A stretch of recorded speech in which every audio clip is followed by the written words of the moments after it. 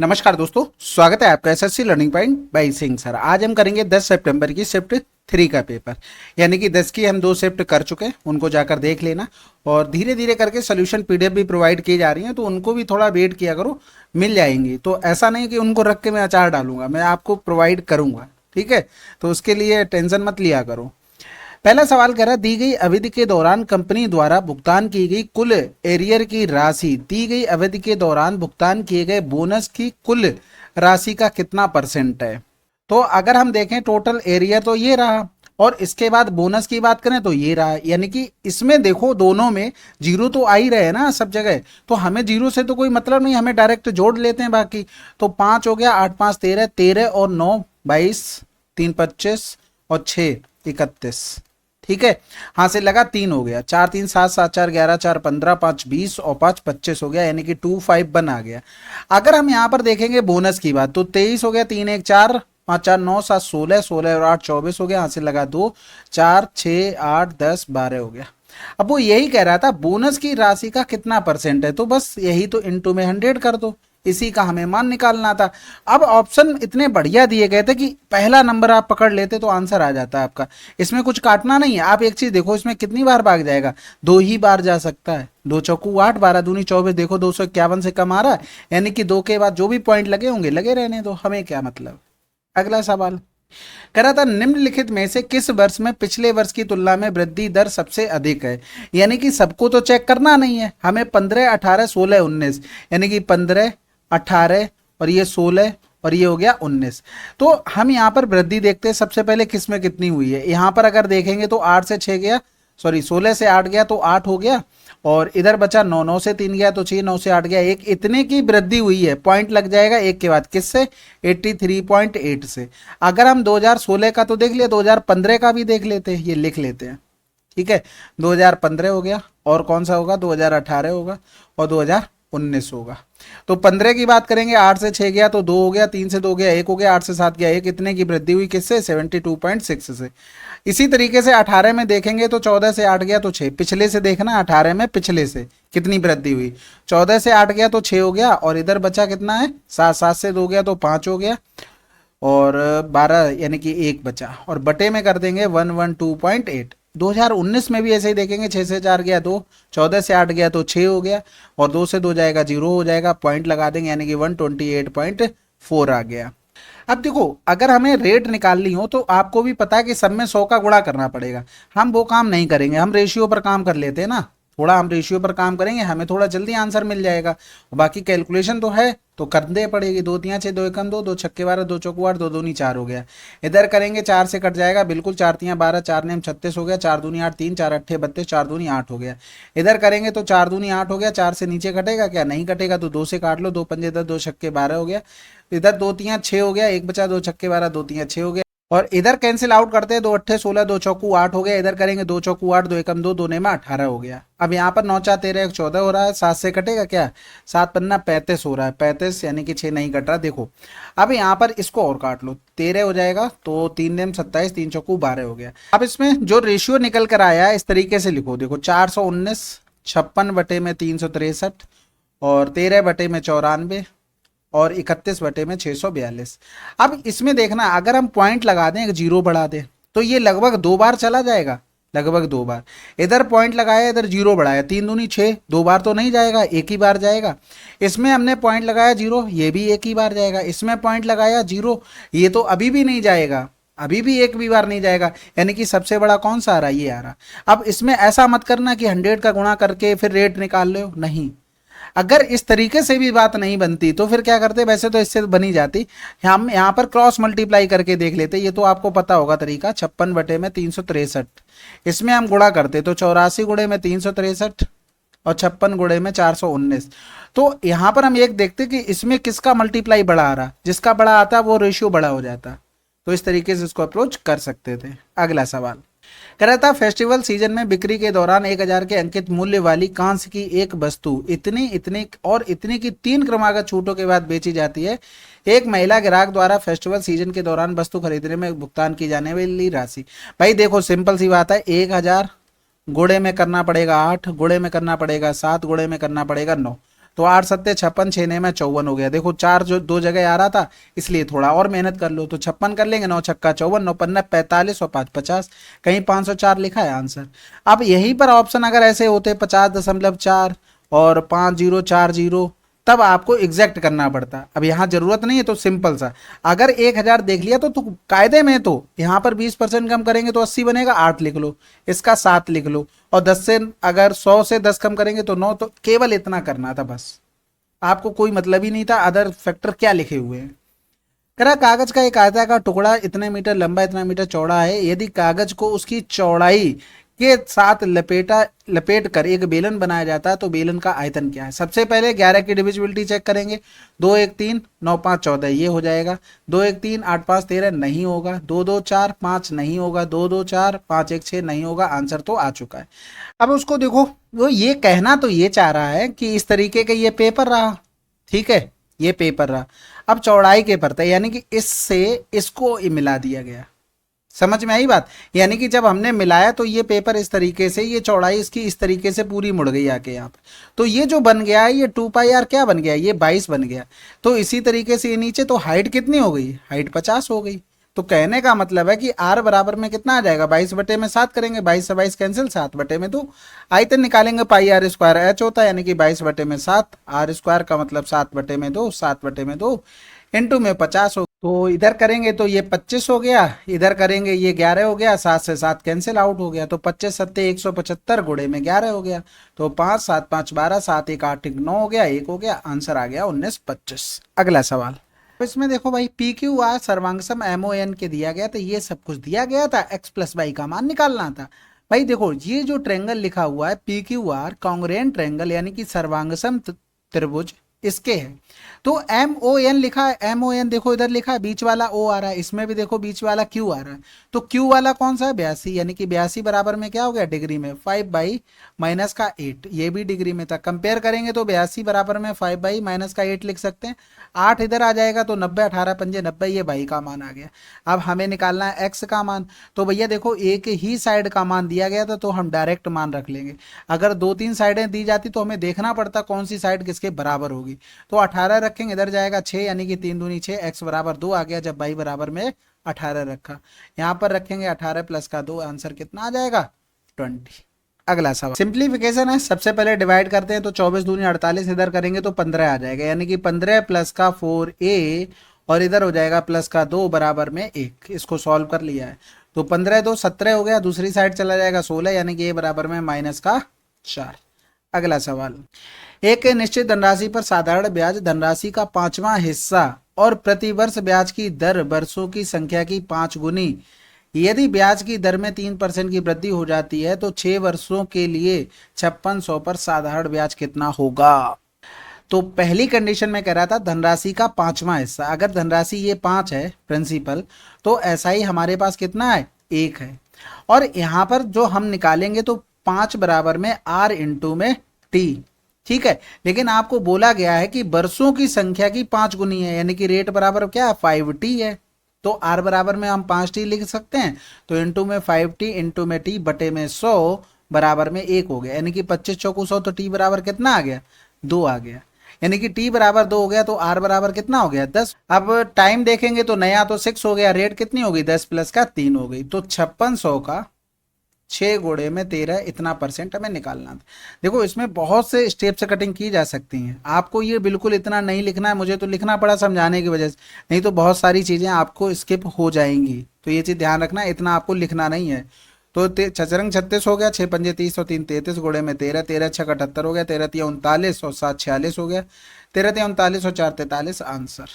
अगला सवाल कह रहा था the average of the square of the first 45 natural number, यानी कि शुरू के 45, यानी कि 1 स्क्वायर 2 का स्क्वायर 3 का स्क्वायर, ऐसे चले जाओ कहाँ तक जाना है, 45 का स्क्वायर तक। तो सबसे पहले तो इनका सम पता होना चाहिए था, यानी कि अगर n नंबर का जो सीक्वेंस से चल रहे हैं स्टार्टिंग से, उनका स्क्वायर का सम निकालना हो तो n प्लस का 1 और 2n प्लस का 1 y में 6, ये फार्मूला होता है। अब एवरेज निकालते हैं तो सेम नंबर से हमें डिवाइड कर देना पड़ता है, जितने नंबर रहे हो उस सीरीज में टोटल कितने नंबर थे, n से हम डिवाइड कर देंगे। तो ये हो गया 45 प्लस का 1 और 45 दूनी 90 प्लस का 1 बटे में 6 हो गया। तो इधर करेंगे ये 46 गुणे में 91 बटे में 6 हो गया। तो 2 दूनी 4, 2 तियाँ 6 हो गया, 2 तियाँ 6 हो गया। और इधर करेंगे तो 23 एकम 23 हो गया, 23 ने में 207 और 2 209 हो गया बटे में 3 हो गया। 3 छक 18 हो गया, 2 बचा 3 ने 27, 2 बचा 3 सत्ते 21 हो गया। लेकिन मैंने किया क्या, अच्छा यहाँ पर 3 था ना, वैसे 697 मिल गया था। आंसर तो यहीं से लगा देना, आगे कुछ जाना ही नहीं था, बस फार्मूला इसमें याद होना चाहिए था। कह रहा था नीचे दिया गया पाई चार्ट है, ठीक है। एक दिन में स्कूल में बिताए गए घंटों का परसेंटेज क्या है। तो भैया स्कूल का के लिए कौन सा है, ये वाला है, यानी कि 6। टोटल कितना रहा, ये कितना लिखा, 8 6 14 4 18 2 20 और 4 24। तो डायरेक्ट आ गया ना 25%। अगला सवाल करते हैं। कह रहा है सुनीता और ममता के बीच एक चुनाव में इतने परसेंट मतदाताओं ने मतदान मत डाले लेकिन 2% मत अवैध थे। सुनीता को इतने मत मिले जो वैध मतों का इतना था, तो चुनाव में नामांकित मतदाताओं की कुल संख्या क्या थी, ये थी टोटल। अब उसमें से 85% मतदाताओं ने मत डाले, यानी कि इसमें से 85% ने डाले लेकिन 2% अवैध हो गए, तो बचे कितने, 98% बचे। और जो ये टोटल वोट पड़े हैं ना, वो वैध मतों का 78% बराबर कितना है, 64974। यानी कि हमें काम करना पड़ेगा थोड़ा यूनिट डिजिट पे। सबसे पहले तो 5 हटा लो यहाँ से, क्योंकि वो परेशान करता रहेगा। तो 5 दूनी 10 हो गया, ये तो 2 तियाँ 6, 2 ने में 18 कर लो। 9 अट्ठे 72, 2 सत्ते 14, यानी कि इसका 4 ले लेते हैं और उधर किया यूनिट डिजिट, उधर भी 4 है। तो इसमें किसका गुणा करें कि 4 मिल जाएगा, पहली कंडीशन से मिल सकता है। 4 अट्ठे 32 नहीं मिलेगा, 4 पंजे 20, 4 छंग 24 और 2 26 हो रहा है। हो सकता है अप्रोक्सीमेट थोड़ा बहुत मिले, लेकिन समझो बात को, 4 पंजे 20 नहीं मिल रहा। तो एक चीज यहां पर देखो, ये तो कंफर्म हो गया कि इतना नहीं होगा। अब हम इस पर काम कर लेते हैं कि जीरो हम कितने काट पाएंगे। भाई एक चीज देखो, अगर हमने यहां पर लिखना चाहा तो 64974 और 1 2 3 4 5 जीरो आ रहे, बटे में 17 इंटू में 39 इंटू में 98 आ रहा है। अगर हम यहां पर जीरो काटने की बात करें, आप कहोगे हम इससे जीरो काट लेंगे। भाई इससे ही अगर काटना तो इससे काट लो ना, और एक ही बार 2 से काट पाओगे, क्योंकि 49 गुणे में 2 होता, तो यहां तक तो पूरा भाग चला जाएगा ना, जीरो तो एक भी नहीं कटेगा। यानी कि हमें 5 जीरो चाहिए ही चाहिए। तो इसका मतलब ये तो 3 जीरो वाले वैसे ही कट गए, तो यहां पर आंसर लगा दो। ठीक है, ऑप्शन इस हिसाब से दिए गए थे तो मैंने किया, नहीं होते तो कैलकुलेशन करनी पड़ती है। इसके अलावा कोई और ऑप्शन नहीं है, ना कोई निंजा टेक्निक है। ठीक है, अगला सवाल करते हैं। एक आदमी 10 लीटर दूध में 6 लीटर पानी मिलाता है और दूसरा आदमी 8 लीटर दूध में 4 लीटर पानी मिलाता है। दोनों मिश्रणों में दूध का अनुपात क्या है। सबसे पहले तो एक चीज देखो कि पहली कंडीशन में 10 बटे में 16, यानी कि टोटल 16 में 10 लीटर दूध था। दूसरी कंडीशन में 8 था और टोटल 12 लीटर में, बस इनका रेशियो हमें बताना था। तो उधर 4 चौकू 16, 4 तियाँ 12 हो गया, 2 पंजे 10, 2 चौकू 8 हो गया, 12 का पूरे में गुणा कर दो तो ये 15 हो जाएगा। 3 चौकू 12, 4 चौकू 16 आंसर। अगला सवाल। स्थिर जल में नाव की चाल इतनी है, धारा की चाल इतनी है, धारा के अनुकूल इतने और वापस आने में समय कितना लगेगा। आसान है, देखो एक बार दोनों को जोड़ देंगे तो 8 3 11 हो गया, एक बार दोनों को घटा देंगे तो 15 हो गया। तो 21 पंजे 105 होता है। भाई एक बार देखो अनुकूल जाओगे तो 21 5 आ जाएगा, एक बार विपरीत जाओगे तो 15 से तो 7 आ जाएगा। आंसर क्या आ गया, 12। अगला सवाल। ये सवाल आसान है, देखो बहुत बार बचा चुके। अगर थीटा प्लस का अल्फा 90 हो तो साइन थीटा बराबर में होगा कॉस अल्फा, और आपका टेन थीटा बराबर में होगा कॉट अल्फा, और आपका सेक थीटा बराबर में होगा कोसेक अल्फा। ये क्वाड्रेंट में चेंज होते हैं ना, साइन कॉस में होता है, टेन कॉट में होता है, सेक कोसेक में होता है, तो वही चीज है यहाँ पर। तो देखो 32 और 58 90 हो रहा है, यानी कि ये दोनों एक दूसरे के बराबर होते हैं, तो कट के बन बना देंगे। इसी तरीके से ये भी, तो 3 बटे में 5 प्लस का 2 बटे में 5, तो आंसर क्या आ गया, 1। अगला सवाल। कह रहा था पाइप पी और क्यू एक पानी की टंकी को क्रमशः इतने इतने में पूरा भर सकते हैं। एक पाइप आर पानी से भरे उस टैंक को 12 घंटे में खाली कर सकता है। प्रारंभ में टैंक खाली है और केवल पाइप पी और क्यू 6 एम पर खोले जाते हैं। पाइप आर को भी 9 एम पर खोला जाता है, तो टैंक को कितने बजे तक पूरे भर जाएगा। देखो सबसे पहले जब खोले गए तो पी और क्यू को खोला गया, कै बजे, 6 एम पर खोला गया। उसके बाद 9 एम पर यहाँ पर खोला गया पी प्लस का क्यू, और आर तो खाली कर रहा था, उसके बाद चलना स्टार्ट हुआ। इसका मतलब इन दोनों ने कै घंटे काम कर लिया, 3 घंटे। सबसे पहले तो एलसीएम ले लो, 10 15 12 का एलसीएम 60 हो गया। यानी कि अगर हम एफिशिएंसी की बात करें, किसकी एफिशिएंसी की, पी क्यू और आर, तो 10 छक्के 60, 15 चौकू 60, 12 पंजे 60, ये आ गई एफिशिएंसी। अब यहाँ पर अगर देखेंगे 3 घंटे, तो 6 4 10 की इफिशियंसी से 3 घंटे काम किया, 30 हो गया। अब यहाँ पर काम बचा कितना था, रिमेनिंग वर्क 60 से 30 घटा देंगे तो यही तो 30 वर्क बचा था। अब तीनों को करना है, तो 6 4 10, 6 4 10 माइनस का 5 यानी कि 5 और, यानी कि यहाँ से करेंगे 5 छक्का 30 हो गया, 5 छक्का 30, यानी कि 9 के बाद 6 घंटे और लगेंगे, यानी कि 9 6 15 होता है। 15 का मतलब क्या होता है भाई, 12 में 3 जोड़ते तभी तो 15 बनता है। आंसर लगा दो 3 PM। ठीक है, 9 प्लस का 6 तो 15, 15 का मतलब होता है कि 3 बजे। अगला सवाल करते हैं। कह रहा था 2018 2015 में निवेश का अनुपात क्या था, 2018 और 15 में। तो 18 ये रहा, 15 भाई साहब कहाँ पर है, ये है, यानी कि 18 वाला ये हो गया 65। ठीक है, और आपको आंसर ऐसे तो नहीं मिलेगा, ये हो गया 60, खत्म हो गया, 13 12। अगला सवाल कह रहा था ये नंबर दिए गए थे 7 अंकों की एक ऐसी संख्या जो 8 और 5 दोनों से विभाज्य है, तो इसके मान के स्थान पर कौन से अंक आएंगे। देखो 6 2 6 8 4 और ये आ गया हैज यहाँ पर। ठीक है जी, इसको क्या बोलते हैं, एस्ट्रे क्या बोलते हैं इसको, मैं तो नाम भी भूल गया। अब यहाँ पर देखो हैज की जगह पे हमारी मजबूरी होगी या तो 0 रखेंगे या तो 5। ठीक है, क्योंकि 5 से डिवाइड होने के लिए लास्ट में 0 और 5 होना जरूरी है, लेकिन 8 से डिवाइड होने के लिए लास्ट में इवन नंबर होना चाहिए, तो 5 पॉसिबल नहीं है, यानी कि हैच की जगह पे 0 आना चाहिए, तो ये तो पॉसिबल नहीं हुआ। एक चीज और याद रखना कि इस तरीके से नंबर लिखे हों। ठीक है, जैसे यहाँ पर हमने देखा कि ये इवन नंबर है, तो 8 से डिविजिबल अगर इवन है तो 8 से डिविजिबल के लिए केवल लास्ट 2 नंबर चेक कर लो बस, यानी कि एक जगह 0 था, एक जगह 4 और आ जाता, 8 पन्ने 40 डिवाइड हो रहा आंसर। ये ध्यान रखना, इवन नंबर हो तब ये लास्ट के 2 डिजिट चेक करने हैं आपको। अगला सवाल करते हैं। कह रहा था उस वृत्त के उस त्रिज्यखंड का केंद्रीय कोण कितना होगा जिसका क्षेत्रफल और परिमाप क्रमशः इतना इतना है, यदि यह दिया गया है कि इसकी त्रिज्या एक गैर ऋणात्मक पूर्णांक है तो दशमलव स्थान तक मान बताइए। देखो परिमाप दिया गया, इसका मतलब हो गया कि ये चाप की लंबाई दोनों रेडियस की लंबाई, यानी कि अगर हम यहाँ पर लिखना चाहें तो 2 पाई आर थीटा बटे में 360 हो गया, प्लस में 2 आर हो गया, बराबर में दे दिया था 63। अगर हम एरिया की बात करना चाहें तो ये लिखा था पाई आर स्क्वायर थीटा बटे में 360, इसका मान दे दिया 209। ये सब इसमें आर बटे में आर कर दो। ठीक है, तो अब अगर हम इसको लिखना चाहें तो 2 बटे में r pi r square theta बटे में 360 और प्लस में 2 आर बराबर में 63 लिख सकते हैं। इसकी जगह हम क्या लिख सकते थे, इसकी जगह कुछ लिख सकते हैं, 290 आ जाएगा, तो यहाँ पर हम लिख लेते हैं 209। तो 209 आ जाएगा। एक सेकंड ऊपर की साइड लिखते हैं जिससे आइडिया भी रहेगा कि ये ऊपर है। ये हो गया हमारे पास 209। तो 2 का गुणा करेंगे, 2 ने में 18, 2 दूनी 4 हो गया, प्लस में 2 आर स्क्वायर हो गया, बराबर में 63 आर हो गया। यानी कि इसको लिखना चाहेंगे तो 2 आर स्क्वायर माइनस में 63 आर और ये हो गया प्लस में 418 बराबर में 0। अब यहाँ पर 418 इंटू में 2 हमें इसके फैक्टर करने हैं, ऐसे फैक्टर करने हैं कि गुणा करने पर जो ये नंबर लिखा ना बिल्कुल सेम आ जाए और जोड़ने या घटाने पर हमें 63 मिल जाए। ठीक है, ऐसे फैक्टर करने, तो फैक्टर करते हैं भाई।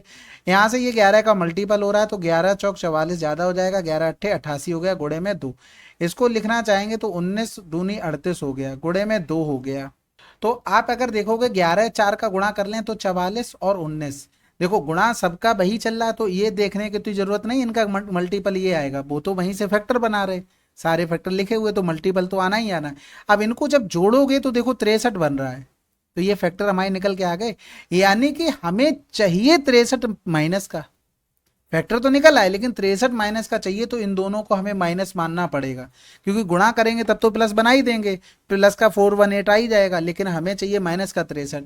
तो ये आर का जब हम मान निकालेंगे तो उससे पहले इनके साइन चेंज करने पड़ेंगे, तो 44 और ये हो जाएगा हमारे पास एक 19, और आर का जो कॉफिशियंट है उससे हम भाग करेंगे तो ये डायरेक्ट मान निकल के आ जाएगा आर का। अब आर का जो मान आपको सुटेबल लगता हो आप उससे चेक कर लो, ये सुटेबल लग रहा है तो इससे हम मान रखते हैं, देखते हैं भाई थीटा क्या निकलता है और किस लेवल तक जा सकती है कैलकुलेशन। अब है कैलकुलेशन तो मैं क्या ही करूं। 22 बटे में 7 हो गया, आर स्क्वायर का मतलब 22 गुणे में 22 हो गया, इंटू में थीटा बटे में 360 हो गया और बराबर में 209 हो गया। तो इधर करेंगे तो ये हो जाएगा 1 और इधर करेंगे ये 9 था, ठीक है, तो ये 18 हो जाएगा, इधर करेंगे तो 11 एकम 11 9 बार चला गया, इधर करेंगे तो 4 एकम 4, सॉरी 2 एकम 2, 2 एकम 2, 2 एकम 2, 4 से काट रहे, 4 चौको 16, 4 पंजे 20, यानी कि थीटा बराबर में 19 गुणे में 7 गुणे में 45 बटे में आ गया 121। तो यहाँ पर गुणा भाग करना पड़ेगा, तो करते हैं भाई, 7 पंजे 35 हो गया और 7 चौक 28। या फिर देखो इतनी बार गुणा करने से अच्छा, सबसे अच्छा पता क्या है, यहाँ पर हम कर लेते हैं 2 का ऊपर नीचे गुणा, वो ज़्यादा बढ़िया ऑप्शन रहेगा। अभी देखो समझ में आ जाएगा क्यों ऐसा बोल रहा हूँ। यहाँ पर अगर करते हैं 2 का गुणा ऊपर और 2 का गुणा नीचे, तो ये 45 दूनी 90 बना दिया, ये 45 दूनी 90 और 9 सत्ते 63 हो गया, 9 सत्ते 63, यानी कि 19 गुणे में 63 गुणे में 10 बचा हमारे पास, और बटे में क्या हो गया 121 गुणे में 2 हो गया। तो एक ही बार गुणा करना पड़ेगा। 19 तिया 57 हो गया, हासिल लगा 5 हो गया, 19 छक्का 114, 5 119 हो गया, बटे में 2 एकम 2, 2 दूनी 4, 2 एकम 2 और ऊपर 0। अब एक चीज बताओ कि अगर इसमें हम भाग करते हैं, सबसे बड़ा नंबर ऑप्शन में क्या लिखा, पहला 5 लिखा, तो 5 दूनी 10 करोगे, लेकिन 242 में जैसे ही 5 का गुणा किया 24 पंजे 120 होता, जो 119 से बड़ा हो जाएगा, तो 5 वाले तो एक भी नहीं हो सकते। आंसर लगा देंगे 49.5। ठीक है, तो अप्रोक्सीमेट ये आंसर आ जाएगा हमारा कितना, 49.5। अब इसमें देखो हम लोग हिट एंड ट्रायल जरूर कर सकते थे। हिट एंड ट्रायल का मतलब हो गया, जैसे आपको पता है कि अगर आपको कि ये देखो यहाँ से चाप की लंबाई दी जाए और ये रेडियस, यानी कि ये पूरा परमाप हो गया, अगर इसकी लंबाई दी जाए और इनटू में क्या कर दें आर, और इनटू में 1/2 कर दें, तो ये एरिया होता है। यानी कि एरिया का मान हमें दिया गया था, कितना दिया गया था, 209, गुणे में 2 हो गया, इनटू में एल, इनटू में आर हो गया।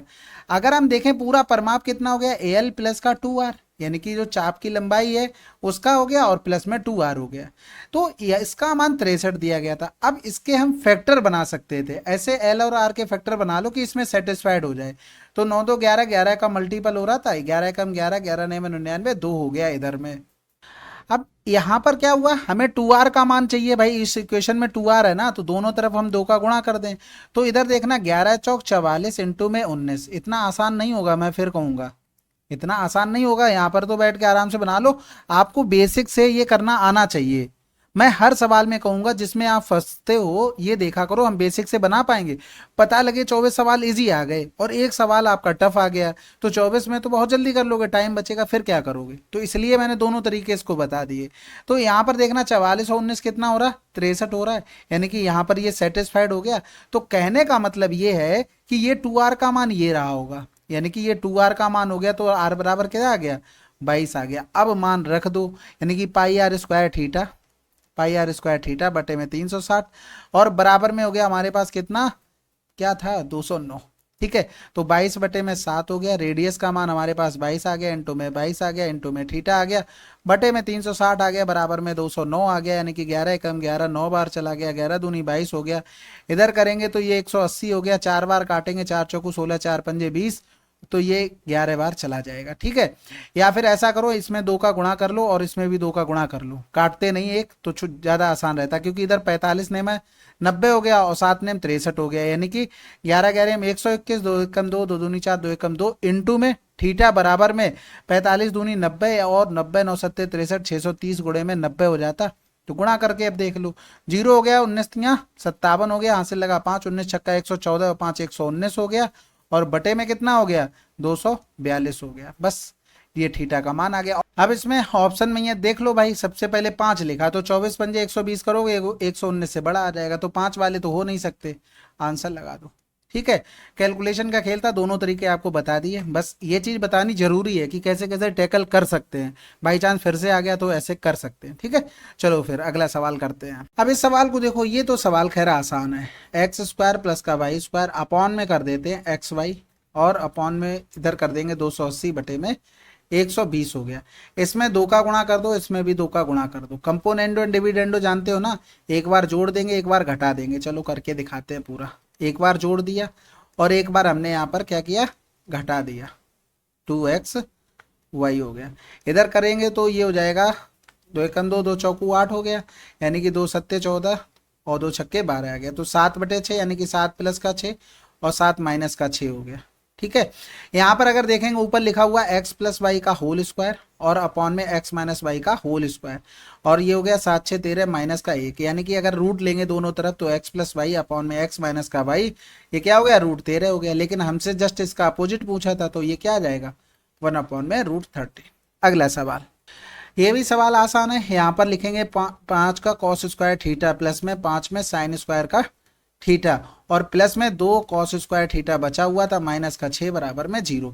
तो ये तो 1 बना देगा यानी कि 5 हो गया। और इस साइड दूसरी साइड जब लेके चले जाएंगे तो ये 2 कॉस स्क्वायर थीटा बराबर में 6 से 5 गया 1, तो कॉस स्क्वायर थीटा बराबर 1/2 हो गया यानी कि कॉस थीटा बराबर क्या हो जाएगा, कॉस थीटा बराबर में 1/√2। ये किसका मान होता है कॉस में, कॉस 40 डिग्री का, यानी कि थीटा बराबर कितना आ गया, 45 आ गया। मान रख दो इसमें, तो ये हो जाएगा 1 प्लस का 45 रखेंगे तो √2 प्लस का 1/√2 माइनस का 1। तो ऊपर नीचे कंजुगेट से गुणा कर देंगे तो √2 प्लस का 1 √2 प्लस में 1। तो नीचे तो a minus b a plus b 1 बना देगा और रूट के बाहर निकल के आ जाएगा √2 प्लस का 1 ऊपर से, क्योंकि होल स्क्वायर बन गया है। तो यहाँ पर आंसर आ जाएगा 2 प्लस का √2। अगला सवाल, अब इस सवाल को देखो भाई, नो सॉल्यूशन। देखो ये भाई इतनी बार पूछा गया, ये पिक आपके पीछा नहीं छोड़ेगी जब तक आपको याद नहीं हो जाए, क्योंकि इतनी बार पूछा गया है। ठीक है, इनफाइनाइट सॉल्यूशन सब कुछ बराबर है। जैसे ही थोड़ी बाउंडेशन बढ़ी तो एक नहीं बराबर हो रहा, और जैसे ही ज़्यादा बाउंडेशन कर दी कि भैया एक ही सॉल्यूशन होगा, तो उसने कहा लो भाई हम एक भी बराबर नहीं करेंगे। ठीक है, इंटरसेक्टिंग हो रहा है, वो आपको दिख रहा है कि सब जगह इंटरसेक्टिंग हो रहा है। पैरेलल है तो भैया एक जगह पैरेलल हो गया, दूसरी जगह इंटरसेक्ट हो रहा है। ये याद करने के तरीके हैं। ओवरलैपिंग कर रहा है तो भैया देखो हर जगह कहीं कुछ नहीं मिल रहा है, यानी कि ओवरलैपिंग चल रहा है। सिंपल सा इस तरीके से याद रखो, दोनों कंडीशन से पूछा जा सकता है। यहाँ पर कोई दिक्कत नहीं होती है। रीजन उसके पीछे ये है कि नॉर्मल हमें मान निकालना हो, नॉर्मल हमें मान निकालना, इसलिए यहाँ पर कोई दिक्कत नहीं होगी, चाहे आप याद रखो चाहे ना रखो। तो यहाँ पर 2 में कितना हो गया, इसका कॉफिशिएंट 1 था, और यहाँ पर 7k में बाई का कॉफिशिएंट कितना था, 1 था, यानी कि इधर चले जाएंगे k बराबर में 2/7। बस याद रखना, इस पे सवाल खूब पूछे गए। अगला सवाल करा था एरिया ऑफ स्क्वायर, यानी कि स्क्वायर का एरिया ये दिया गया था, हमसे पेरीमीटर पूछा गया था। तो कहने का मतलब है, देखो हमें एक चीज पता है कि पेरीमीटर होता है 4 इंटू में साइड, तो हमें 4 तो चाहिए ही चाहिए भाई। यहाँ पर कुछ साइड आई होगी, उसमें 4 का गुणा हुआ होगा। तो एक चीज बताओ, अगर हम यहाँ से कॉमन लेंगे तो 2 ही तो बाहर आ पाएगा, तो यहाँ 4 कहाँ है, यहाँ पर भी 4 नहीं है। इसमें 4 मिल रहा है, अगर 2 हम बाहर ले लेते तो 4 हो जाएगा, 2 पंजे 10 और 2 चौकू 8 हो गया। इसमें भी मिल जाएगा, इसमें भी 4, 2 चौकू 8, 4x प्लस में 5 हो गया। अब देखो 25x² होगा, अगर होल स्क्वायर करोगे एरिया बनाने के लिए। भाई अगर आप साइड निकालोगे तो 4a बराबर करोगे, 4 से 4 कैंसिल आउट, तो 25x² कहां से आ जाएगा, वो तो कहीं दिख ही नहीं रहा, केवल इसी से तो हो सकता है। ठीक है, अब आप उससे भी आ सकते हो, ऊपर से नीचे की तरफ आपको पता है कि ये होल स्क्वायर लिखा है किसका, 4x प्लस का 5 का होल स्क्वायर।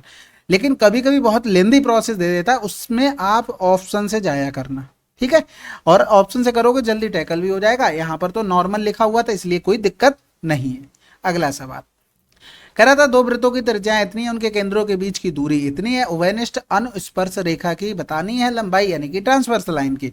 तो भाई आपको बताया था, अगर सीधी लाइन होगी तो माइनस होगा, थोड़ा तिरछा हो जाएगा तो प्लस होगा, यानी कि d² माइनस में रेडियस किसकी हो जाएगी, प्लस में, R1 R2 का ये हो जाएगा होल स्क्वायर और अंडर रूट में। तो भैया हमें इसी की मान बताना था, यानी कि d² लिखेंगे 17 का स्क्वायर और 10 5 15 का स्क्वायर, 8 15 17 पड़ा है ट्रिपलेट, तो ये 8 ही स्क्वायर तो लिखा था, आंसर लगा दो। अगला सवाल, एक दुकानदार किसी वस्तु के अंकित मूल्य पर 20% की छूट देता है और इस पर 10% का लाभ प्राप्त करता है। वस्तु का क्रय मूल्य अंकित मूल्य क्या होगा। स्टार्टिंग से अगर आपने देखा होगा तो इसमें कुछ करना ही नहीं, 10% लाभ वो डायरेक्ट नीचे आ जाएगा एमपी के, 20% छूट डायरेक्ट आ जाएगा सीपी के नीचे, 11:8 आंसर आ जाएगा। अगर ऑप्शन में यही चीज ऐसे भी लिखी होती 11:8 तो हम देख लेते कि पहले क्या लिखा है बाद में क्या लिखा, ये चीज ध्यान रखना। और ये चीज मैं बता चुका हूं, अगर सीपी पर प्रॉफिट जोड़ देते हैं तो ये सेलिंग प्राइस बन जाता है। मार्क प्राइस पर अगर हम छूट, मतलब जो छूट दी जा रही है वो हटा देंगे तो ये भी सेलिंग प्राइस बन जाता है। इसको बराबर कर लेते हैं तो एक दूसरे का ये चेंज हो जाता है, तो उसको डायरेक्ट आपको करना है। जो भी प्रॉफिट होगा डायरेक्ट मार्क प्राइस के नीचे आ जाएगा, जो भी छूट होगी वो डायरेक्ट सेलिंग कॉस्ट प्राइस के नीचे आ जाएगा। ठीक है, ये तो सवाल आसान है। यहाँ पर आपको पता है साइन थीटा का मान 3 हो गया, कॉस्ट थीटा का मान 7 हो गया, तो 5 3 15 माइनस का 7 और 5 3 15 प्लस में 7 दूनी 14, तो 15 से 7 गया 8/29 आंसर।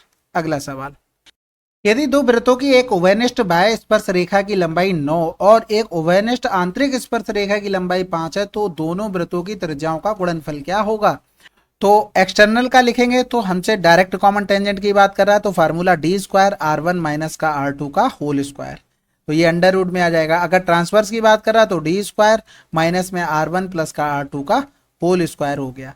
आपको पता है ना, ये चीज तो हम बता चुके हैं। अगर डायरेक्ट हो तो आपको पता है माइनस का साइन आएगा रेडियस में, अगर थोड़ी सी तिरछी हो तो प्लस का साइन आएगा, ये बहुत बार बता चुके हैं।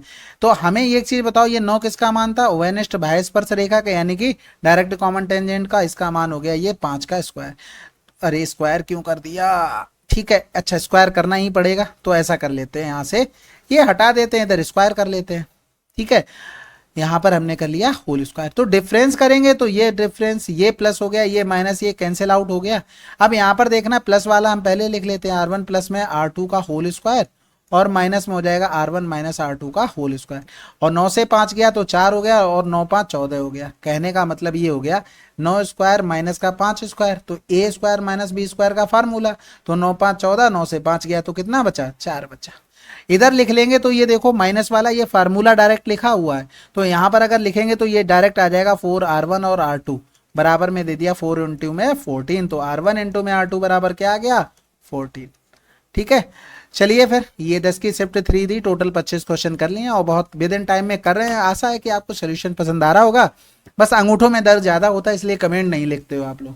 ठीक है, उनको सही करवा लो, थोड़ा अच्छा रहेगा, प्रैक्टिस ज़्यादा कर पाओगे और मुझे भी अच्छा लगेगा, मैं भी और ज़्यादा प्रैक्टिस कर पाऊंगा। चलो फिर, कोई सजेशन हो तो कमेंट बॉक्स में लिखेगा। मिलते हैं अगले वीडियो में, तब तक के लिए जय हिंद जय भारत।